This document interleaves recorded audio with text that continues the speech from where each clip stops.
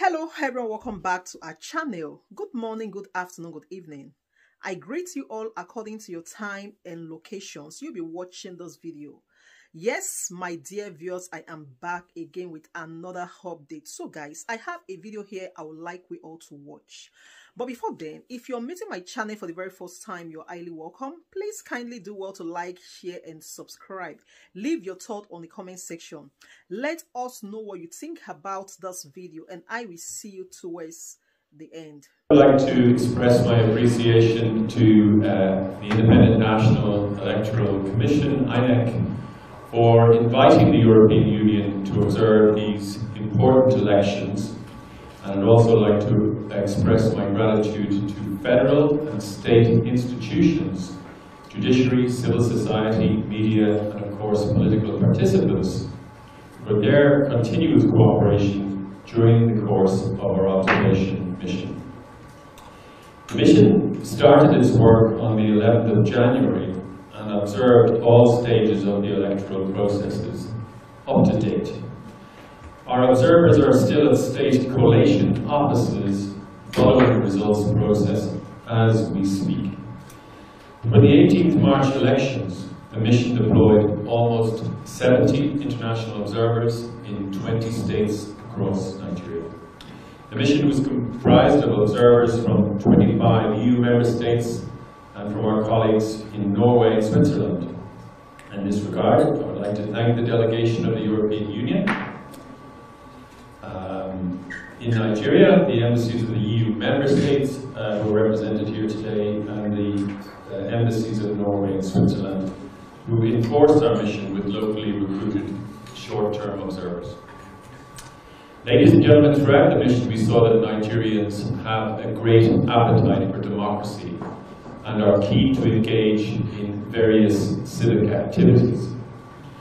However, in large parts of the country, their expectations were not met. Further, many Nigerians were so disappointed with the electoral process of the 25th of February that on Saturday they decided to stay at home. The voter apathy that we witnessed is, in part, a clear consequence of failures by political elites and unfortunately also by Inec. We all remember how public confidence and trust in Inec collapsed on the 25th of February, primarily due to lack of transparency and operational failures in the conduct of the federal level polls. Up until the postponement of the state elections, Inec limited its communication to a few press releases and ceremonial statements.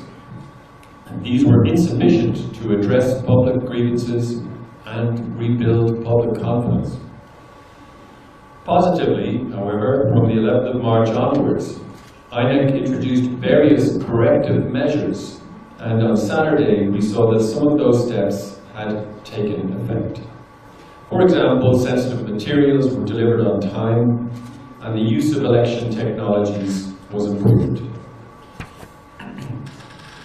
Nevertheless, polling on election day was again disrupted by multiple incidents of thuggery, intimidation of voters, polling officials, observers and journalists, and this occurred in most of the states.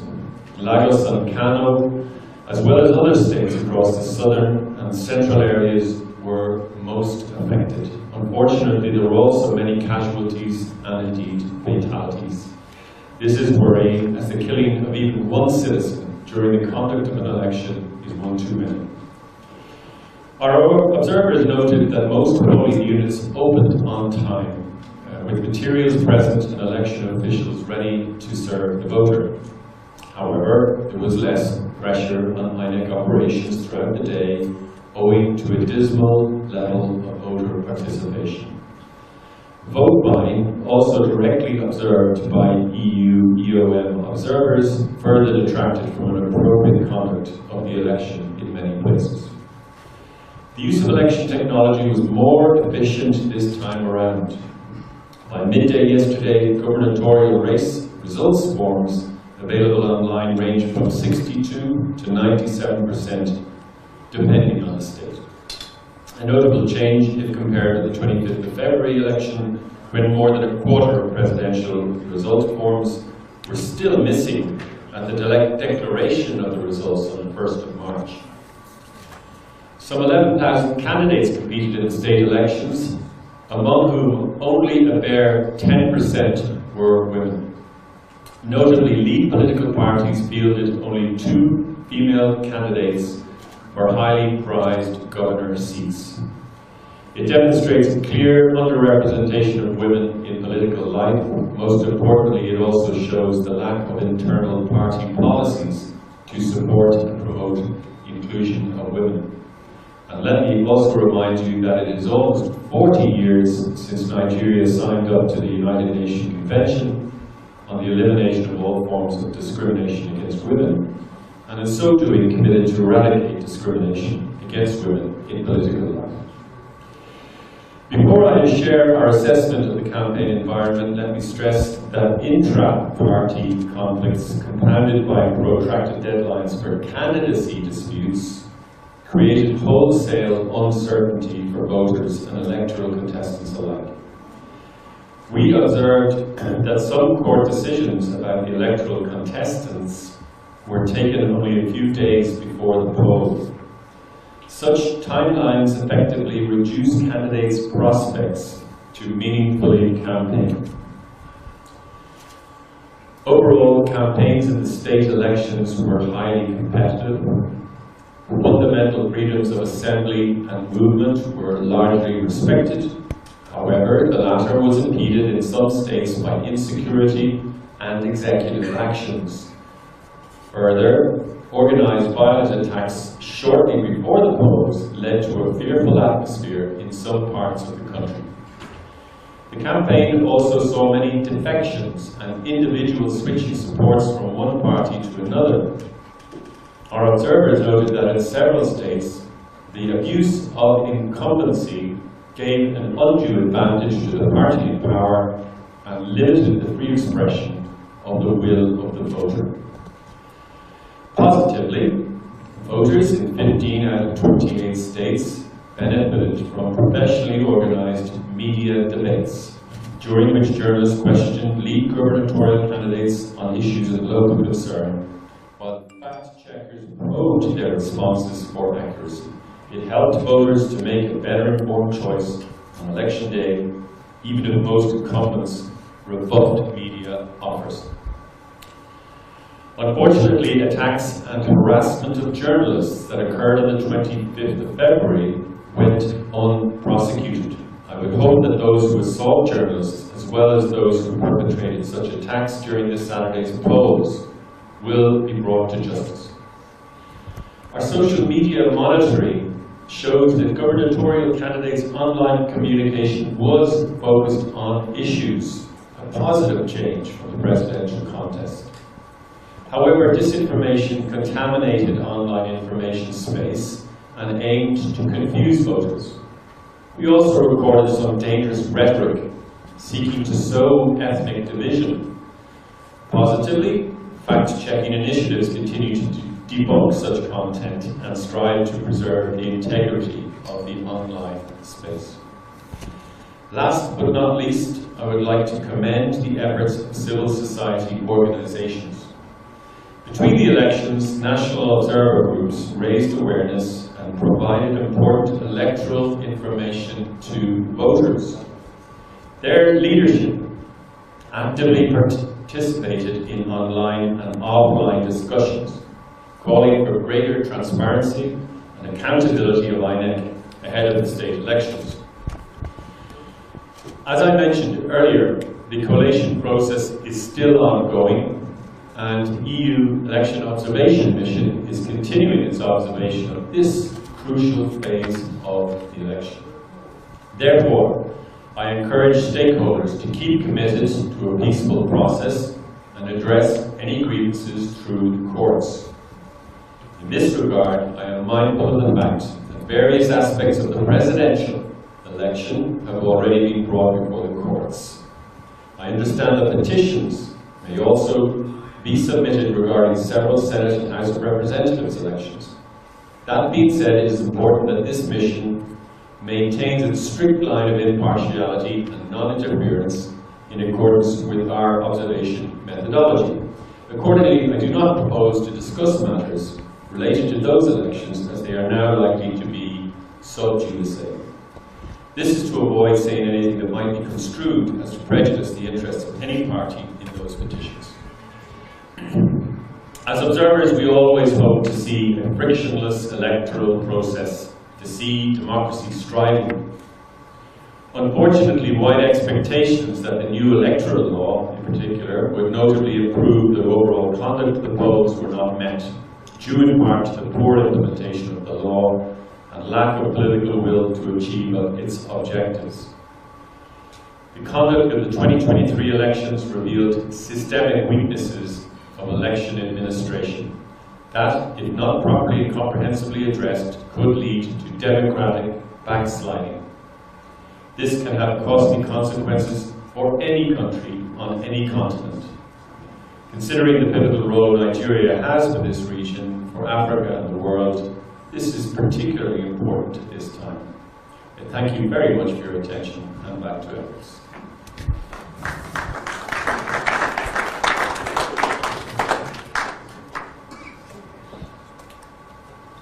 Thank you very much, Chief Observer.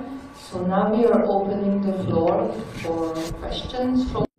I think it's important at this point to draw a distinction between this mission and the European Union delegation. So we do represent the European Union together, but we are two separate entities. So the European Union mission is here since early January, and our core team, some of whom you see here this afternoon, will be here until late April the 11th, and we will complete our reporting process within 3 months after today. And we will provide a final report with conclusions and recommendations. What you were describing in terms of EU investment in the democratic and governance process here in Nigeria is outside of our mandate. Nevertheless, it is important for us to be impactful, and that the work we do is useful for Nigerians in particular. And in our engagement with political participants, but also especially with CSOs, civil society organizations, we have been reminded that the European Union's reports arising from these electoral processes have value and meaning. And we also carried out a follow-up mission from the last presidential elections in 2019, just a year ago, and we were able to identify progress that was made against some of the recommendations from 2019. So naturally there is some disappointment about the events over the last 3 or 4 weeks, but we will commit fully. This is why we have such a team of experts, why we're here for the long haul, why we've been here throughout the process, not just for election days itself, because we are committed to Nigerian democracy on behalf of the people of Nigeria. In relation to the infractions that you mentioned, again, I'm sorry to say that it's outside of our mandate to talk about the way in which investigations should take place or prosecutions should follow, indeed convictions. And these are a matter for the criminal authorities. And as I mentioned before, we would encourage anybody with a grievance or who has evidence in relation to a grievance to share that with the appropriate legal authorities and to pursue those grievances in the appropriate legal channels. Thank you.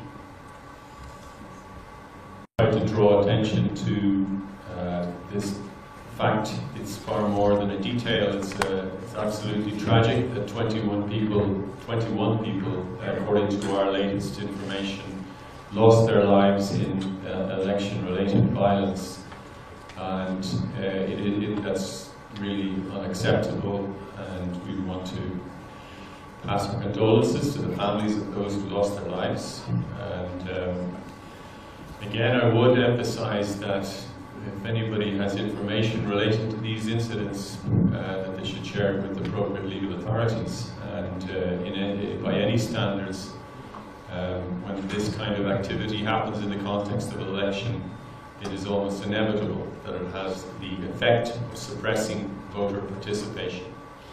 And unfortunately, that is something that was very clearly seen on Saturday, where the high level of violence unfortunately had that effect.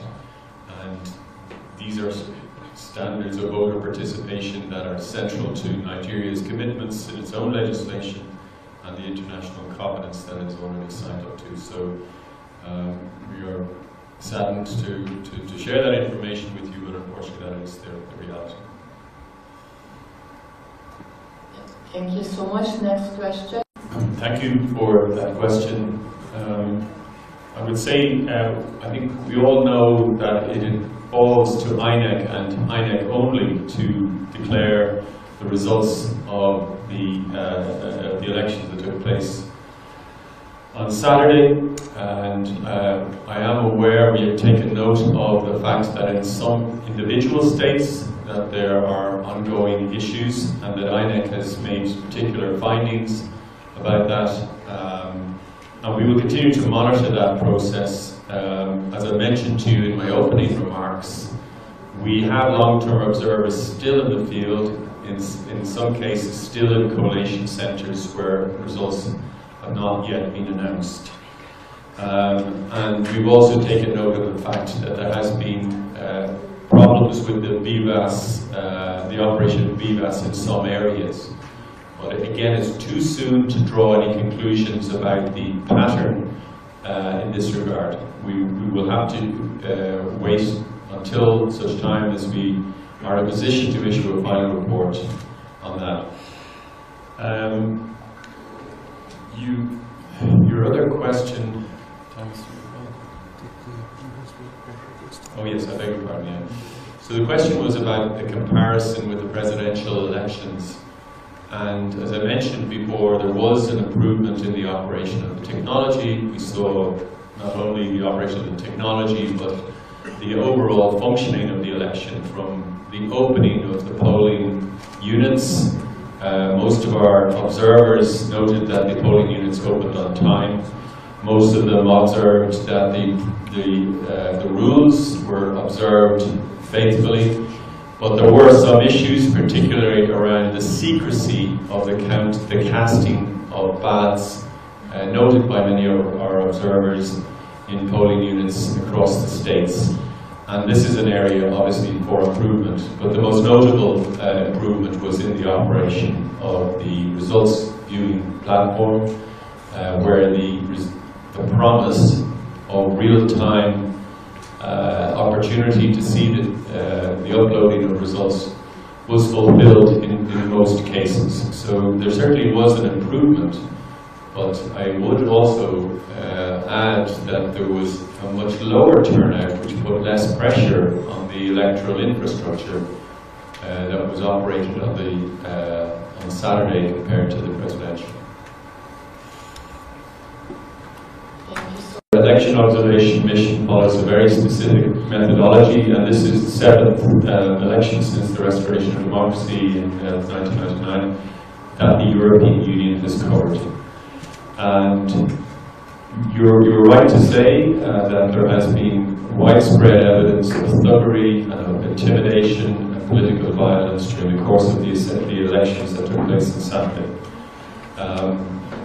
This doesn't in any way undermine our commitment as a mission to deepening the roots of democracy in Africa. We'll never turn our back on that mission. And we are honoured to be here to, at the invitation of Inec, with the cooperation of all of the authorities, and with the enthusiasm, by the way, of civil society and political participants. We will never turn our back on that mission. We take that very seriously. I did refer in my opening comments to the danger of democratic backsliding. And I think that is something that all of us want to avoid seeing happening. But if we were to simply pull up our tent and walk away, I think that's not something anybody would like to see us do.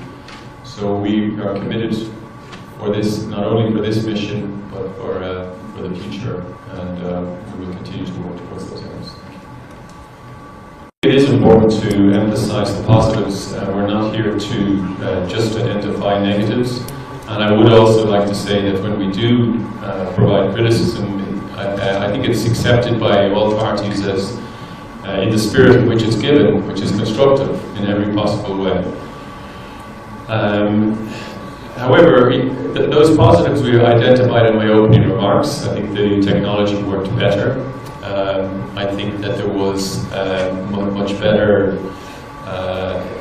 focus on issues as opposed to party disputes, which was a characteristic of the presidential election that we drew attention to. We think that the social media debate was well moderated in terms of trying to identify disinformation and fact-checking. And there was, we thought, movement and assembly of candidates was, broadly speaking, very positive, and we want to draw attention to that. It's really important that we emphasize those things. But nevertheless, we don't want to simply sugarcoat some other difficult truths because we wouldn't be doing ourselves justice, and certainly we wouldn't be doing justice to the people in Nigeria. So guys, thank you so much for watching. What do you think about this video? Please kindly drop your thought on the comment section. I'll see you again in my next one. Bye for now.